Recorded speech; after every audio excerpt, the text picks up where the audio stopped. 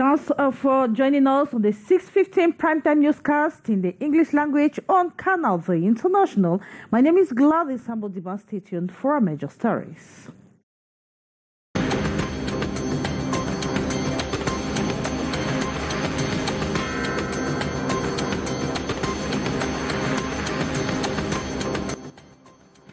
Vehicles plying the Douala-Kumba roads have been grounded at the Bonaberry Park in the Douala 4 subdivision as a result of the lockdown imposed by separatist fighters, coupled with the recent attack on the road that has left a driver and his passengers dead.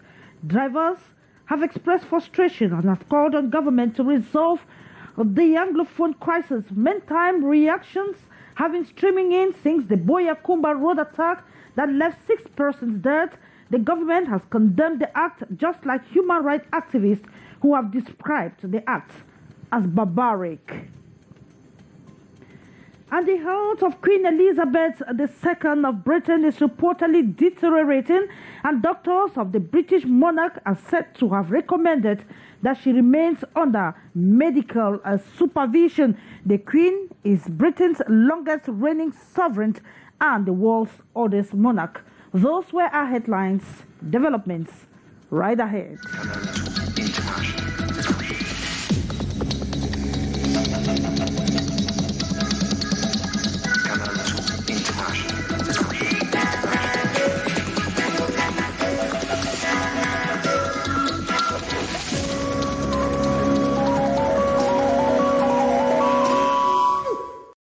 Thanks for joining us once again on the 6:15 primetime newscast in the English language. The Cameroon government has condemned the September 6th attack of a passenger bus in the Moyoka subdivision in the southwest region of the country. An attack by unidentified gunmen, which is said to have left at least 6 persons dead. Stephanie Chin tells us more on the story. A release from the Cameroon government dated September 7th has condemned the attack on a bus on the Boya-Kumba road network by unknown gunmen. According to the communique, at least 6 persons are now known to have been killed after yet to be identified gunmen opened fire on a bus at Ikonambenge in the southwest region. The presumed terrorist attack Tuesday, September 6, targeted a passenger bus heading to Kumba from Douala. According to the Ministry of Communication, the barbaric and cruel attack left 6 people dead and 8 wounded. The victims were rushed to the Boya Regional Hospital. So far, no one or group has claimed responsibility for the attack, which the authorities have attributed to separatist fighters operating in the Moyoka subdivision. And we still talk about the attack on the Boya-Kumba roads. Human rights defenders and peace protesters have described the act and have condemned and described the act as barbaric. They say the strategies used by the military as well as separatist fighters is inhumane. The right group have once again called for a ceasefire in the English-speaking regions of Cameroon. More indeed with the story. Worsening violence in Cameroon's English-speaking regions is taking an increasing heavy toll on civilians who renewed attacks on the Kumba-Boya roads. The most recent is the attack of Golden Bus Agency around the corner by alleged separatist fighters that left at least 5 persons dead. An attack widely condemned by human rights activists and peace crusaders across the globe. They need me to condemn with the strongest energy, with the strongest possible term, the security of our children, the security of the teachers, the security of the school administration, the security of the citizens is not guaranteed. L'attaque de Moyoka, à mon avis, était prévisible. This was predictable, especially as separatist fighters had imposed days of lockdown. We have often had attacks and persons killed when separatist orders are not respected. Donc c'était prévisible. On ne peut pas dire que c'était pas prévisible. There are other ways of asking to get a solution to any problem that we have. No matter what we are going through, non-violence is the key. Meantime, the strategies of both the military and separatists has been widely criticized. Killings have never been a solution. Everyone should know that when you kill a civilian, you would be one day judged in an international court of justice. Why I condemn the fight, why I condemn the killings from the combatants, whoever they are, I want to also indicate that the responses from the government side should also be questioned, because the military responses throughout history have always fueled more violence. However, during the past year, the number of clashes between separatist groups and security forces had declined, while there has been an uptick in attacks against civilians, according to statistics collection by the United Nations and the Armed Conflict Location and Event Data Project. The attack on civilians comes on the heels of the International Day to Protect Education from Attacks, commemorated every September 9. Meantime, activities have been partly grounded at the Bonaberry Motor Park in the Douala 4 subdivisions. The drivers are no longer plying at the Moyoka Boya Kumba Road following the lockdown imposed by separatist fighters, coupled with the recent killing of a driver and some of his passengers. A team of reporters visited the Bonaberry Motor Park and put together the reactions of the drivers in this report. The hustle and bustle that usually characterize the Bonaberry main motor park in the Douala 4 subdivision is absent. Vehicles that transport passengers to the southwest region are grounded as a result of the lockdown imposed by separatist fighters. The drivers are gripped with fear with the recent killing of one of theirs, Foncham Kenneth, and some of his passengers. Struggling. People say there's no struggle, but the struggle is still there. We don't do all now, so the crisis don't hold we. We suffer for too much.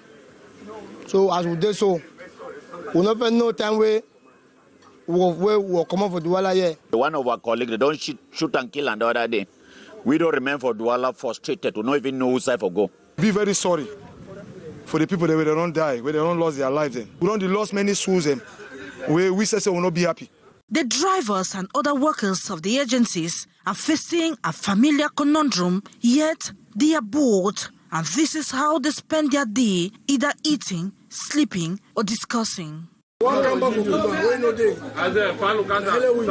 The drivers have also decried the numerous checkpoints and harassment by the separatist fighters and defense forces on the Douala Kumba Road.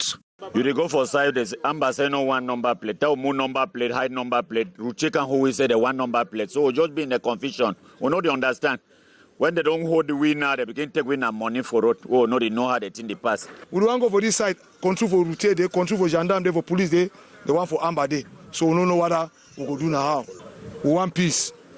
We want peace. Government, we want peace. With these challenges and frustrations, the drivers are clamoring for peace. They talk for government as the earlier they go fight the way if we resolve the matter where problem not go be, the better. They kill driver, kill passengers and shoot everybody for motor. No voice, no they come up from nowhere. We don't know whether we don't be in a beef. And this is how the Bonaberry Motor Park will remain calm until the lockdown is over.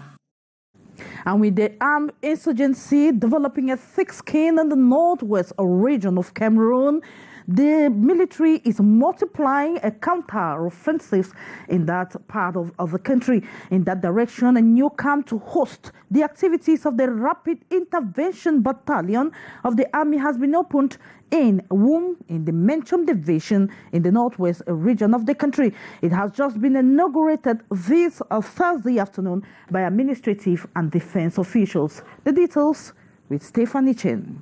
Constructed on a surface area of 10,000 square meters, this is the new camp of the Rapid Intervention Battalion B in Wum, headquarters of Menchum Division in the Northwest region. The new center has been inaugurated this Thursday, September 8, by the Senior Divisional Officer for Menchum in the presence of the General Coordinator of B. We are really satisfied for the various actions of the B on the field as far as social talking and military talking. Socially, we cannot count the number of ceremonies, the number of activities that we preside as far as giving materials to schools, rehabilitating some classes, rehabilitating even bridges all along the various parts of Menchum Division. At a time when some people thought soldiers were going to be withdrawn, the military high command is instead reinforcing its presence on the ground. The inauguration of this camp of the Rapid Intervention Battalion here in Wum is to say that we are here to stay and to say to the population here that we are together forever. We are here to serve them, as we know that with the threats we are facing now, the population is the center of gravity. The senior military official has also issued a warning to foot soldiers that cases of extortion and other forms of abuse on the population will not be tolerated. Hand to hand. And I was also saying to my soldiers that they are here to serve the population and not to serve themselves.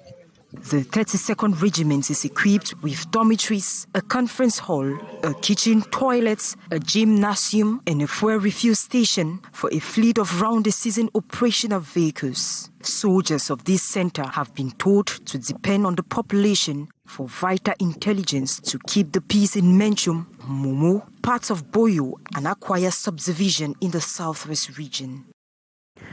And in education, a bookshop in the nation's capital, Yaoundé, has been sealed for selling textbooks not in line with the recommended textbook that was earlier this week. In Yaoundé, one of the co-publishers of the books, Ferdinand Nana Payon, was before the press this Wednesday in Yaoundé explaining the reason for raising the alarm, saying he will stop at nothing to unmask the mafia in the school textbook chain. Beatrice Gamo tells us more.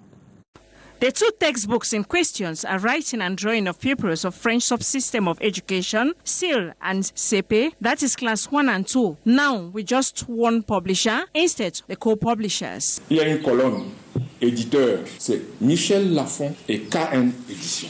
I'm very angry, I'm very disappointed, because when you trust somebody and you realize the person doesn't merit what you gave to him, you are really disappointed.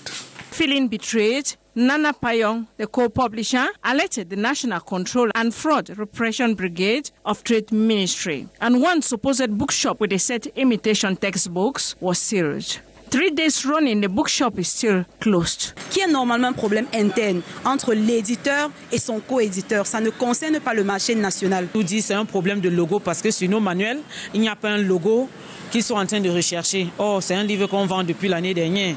Talking to the press this Wednesday in Yaoundé, the co-publisher said those behind this will pay dearly. To go to the court, I want the court to show the example, to punish those who have taken this decision, Cameroonian or those who are coming from abroad. Train accusing fingers to NMI Education and other wealthy billionaires.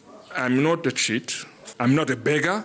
I want people to understand that looking for money doesn't mean that you should cheat or steal others. NMI says they represent Cambridge University Press in Cameroon only and no other. I don't know anything about any partnership between NMI and any publisher that is not Cambridge.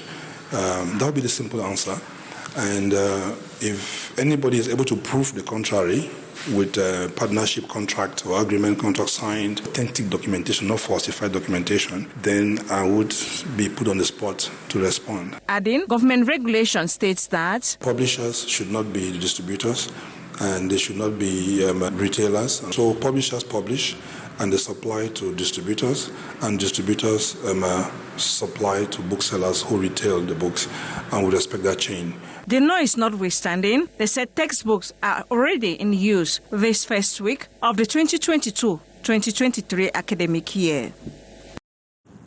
And state property encroachment is posing a threat to the rehabilitation projects of the Tico Airport in the southwest region of Cameroon. A demolition exercise will be carried out soon on the site as the commission to evaluate the encroachment goes to work soon. The chiefs in the southwest region have requested for the resettlement of the population. Ines Ondombala with more on the story.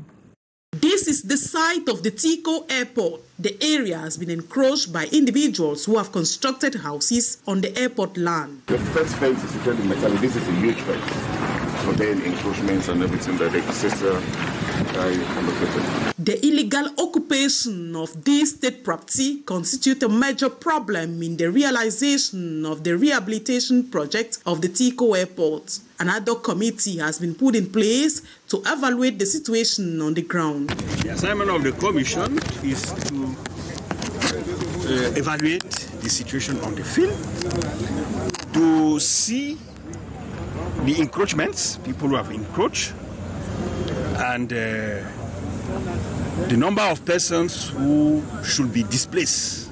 Here at the Tico Council chambers, the project is being presented to the population.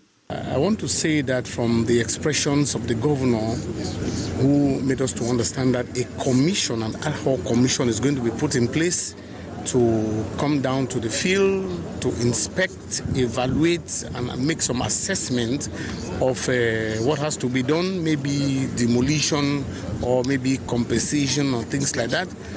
This commission that have been formed and has to be chaired by the SDU, I think it's not going to be biased. It's a commission that is going to look about the well-being of the people. The decision of the government will go a long way to boost the economy of the southwest region. The region will henceforth has an operational airport and will be accessible not only through land and sea, but equally through airwave. The current airport in Tico, in terms of classification, is what you call a D airport. So we want to take it to a sea airport. So taking it to a sea airport, the current runway where we are standing is about 1,300 meters. We need to take it to about 2,300 meters. That's going to enable a Boeing 737 and Airbus A320, those type of aircraft to be able to land in Tico.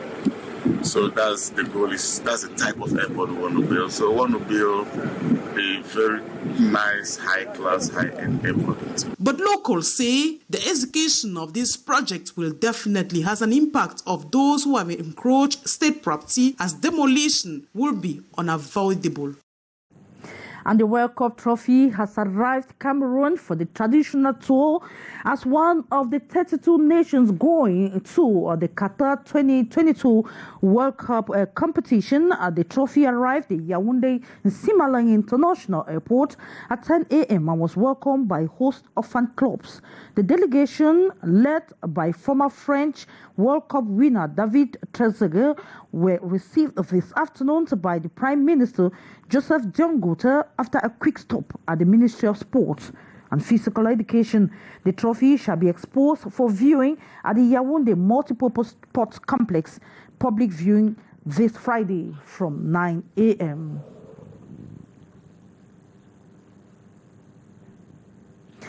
And then we move to our foreign page. The health of Queen Elizabeth II of Britain is reportedly deteriorating, and doctors of the British monarch are said to have recommended that she remains under medical supervision.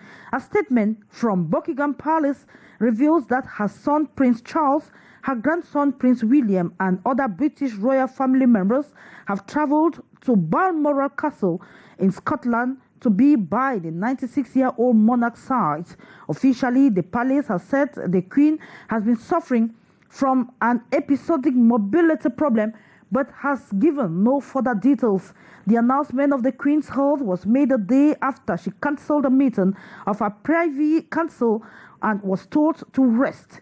The Privy Council, a group of the monarch's senior advisors, was due to formally swear in Britain's Prime Minister Liz Truss and her new cabinet ministers at Wednesday meeting. The Queen is Britain's longest reigning sovereign and the world's oldest monarch.